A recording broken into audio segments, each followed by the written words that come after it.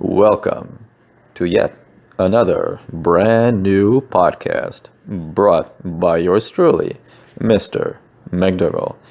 I know you're enchanted by my incredibly sexy voice. You'll see a nice picture with a title. Of course, no video, because you should know by now we're going underground, baby. So what I wanted to talk about today is actually the power of negative people and how it can easily bring you down. I know I talked about this before regarding friends, which friends you should keep in your life and which ones you should, see less of. But there's one type of negative person that you should remove from your life immediately. As harsh as it may sound, it's the kind of people who might seem to be really cool, but the type of people who will always tell you that you shouldn't start doing what you do because it's hopeless, it's useless.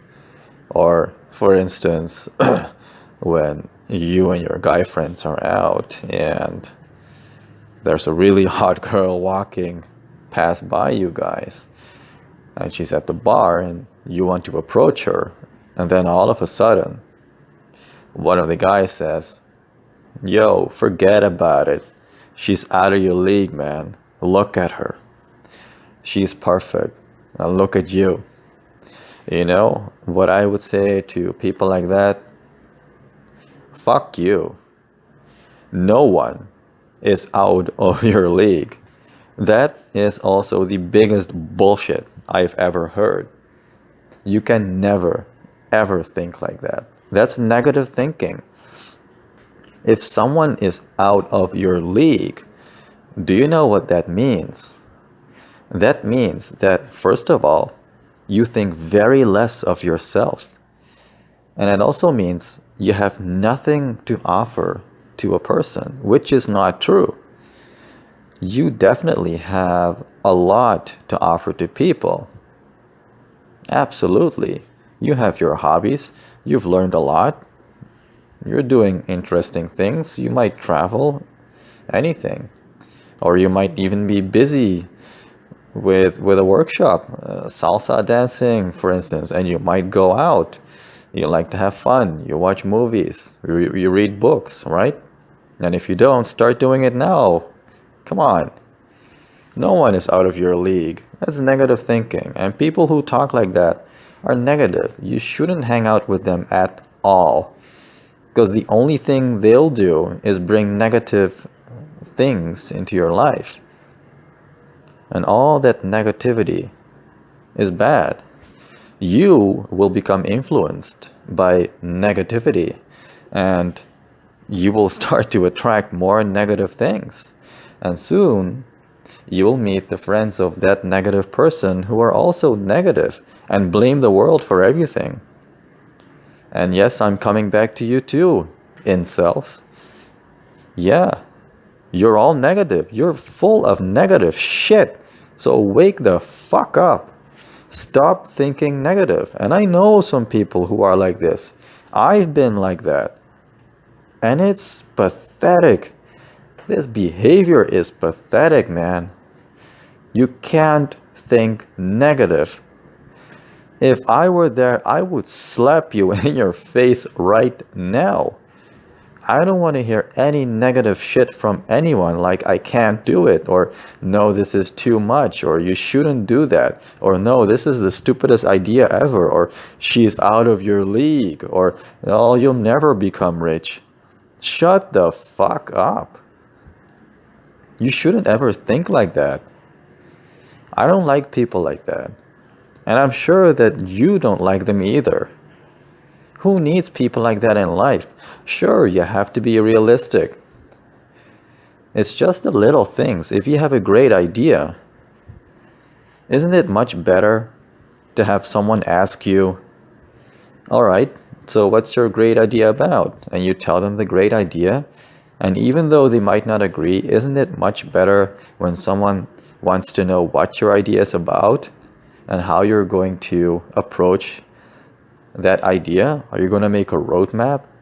Isn't that much more helpful than to tell someone it's a stupid idea? And so what if it is a stupid idea? Sometimes the stupidest ideas become the greatest of success. Think of the Wright brothers. They built the first plane, and look at us now. We step into an airplane like it is nothing. And we end up on the other side of the world, like I am, here in Los Angeles. Or cars, or bikes, anything. A fridge, television. Who would have thought we would see people on a box? And now the televisions are they're so thin. They're not that big anymore. Computers, they've become laptops. Unbelievable. Do you think those people who invented those stuff and kept coming up with innovative ideas, you think they had negative people in their lives? They haven't. I bet you that those people who kept innovating and improving on technology do not surround themselves with negative people at all. At all. So can you imagine what you can accomplish if you remove all the negative people from your life? That's stupid gossiping and negative talk about other people. You don't need that. You don't need that if you want to become great, if you want to become successful. It's actually funny that I was at a fitness expo, I believe 2 days ago, and my friend was going to do some pull-ups, and he said, "What's the challenge?" And he said, "The challenge is you go, you do more than 11. And then my friend said, "But I can only do 11. You know what that guy said? Does a millionaire stop when he has $1 million? It really inspired me. Does a millionaire stop when he has $1 million? Eventually, my friend pulled up 13 or 14 times, more than he thought. And it's true. You think you can do 10 or 11, but you can always do more. You can always do more. And you should strive for that. Don't put a limit on yourself. There is no limit. You can only go forward in infinity. That's the people you need. Those positive people who keep telling you, you can do more. You can do better. Come on, is this the best you can do? Yeah, it's great, but you can definitely do more. Isn't that much better to hear than someone who says, "Oh, this is really bad. You should stop right now because it's not going to lead you anywhere"? Do you notice a difference? If what you do is not good enough, there's two choices. You either give up or you start to improve yourself. See where the things could have gone better. That's what you should look at, not the bad things. There's only good things. Never talk bad. So remove all those negative people from your life. They don't serve you anything. They're not good. They might not even be happy with themselves. They might even need help. But the sad truth is, well, you can try to help them, but is that what you really want? Do you really want to waste your time and energy on improving or helping someone else instead of becoming successful yourself? It's a good question.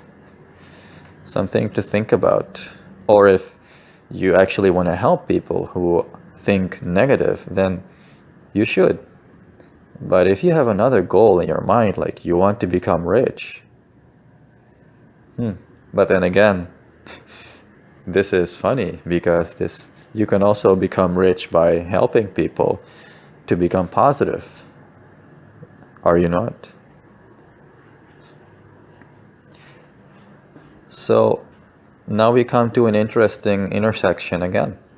Do we drop negative people, or do we help them become positive and see what benefit comes from that? Now here's something to think about.